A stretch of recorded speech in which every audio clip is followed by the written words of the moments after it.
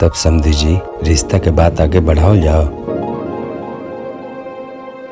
रिश्ता के बात बढ़ावे से पहले दहेज के बात कर लिहल जाओ। हमरा लगे लड़की सिवा कुछो नहीं खे। अरे ऐसे कैसे हो सकेला? बिना दहेज के कोनो बात ना होखी। चला बेटा।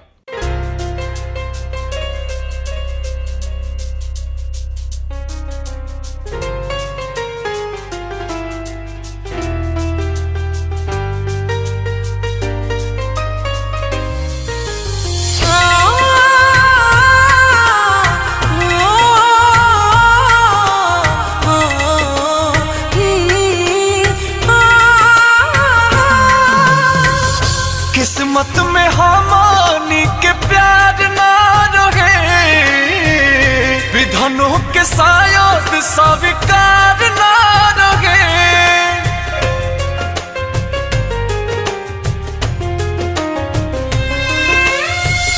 किस्मत में हमानी के प्यार ना रहे, विधनों के शायद स्वीकार ना रहे।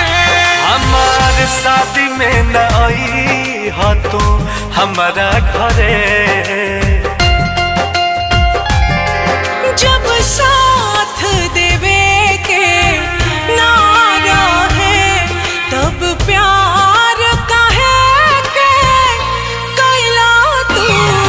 पल पल तड़पे दिल आह भरे, काहे हमरा से दूर हो गइला तू। जब साथ देवे के ना रहे।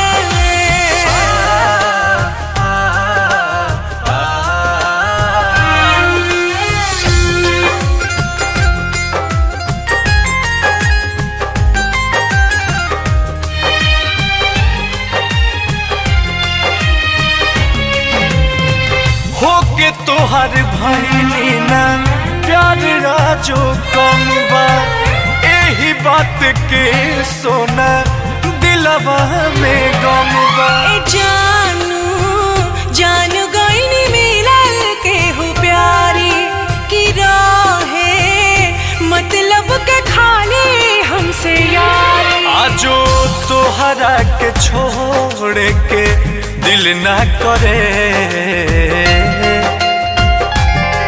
जब साथ देवे के ना रहे तब प्यार काहे के कैला तू।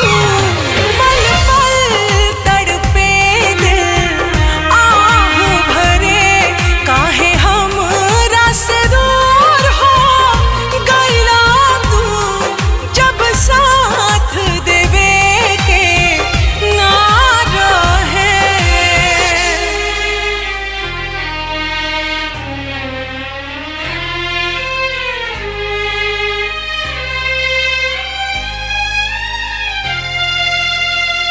दुनिया लुटल मोर फुटल बा नसीब हो, ना तके हो तोहरा से रहे ना करीब हो। कलेजा बतिया तोहार गोली दागे, ए राजा अंकुश न मारा बापा लागे। बड़ी होला अफसोस बोस जिए की मरे।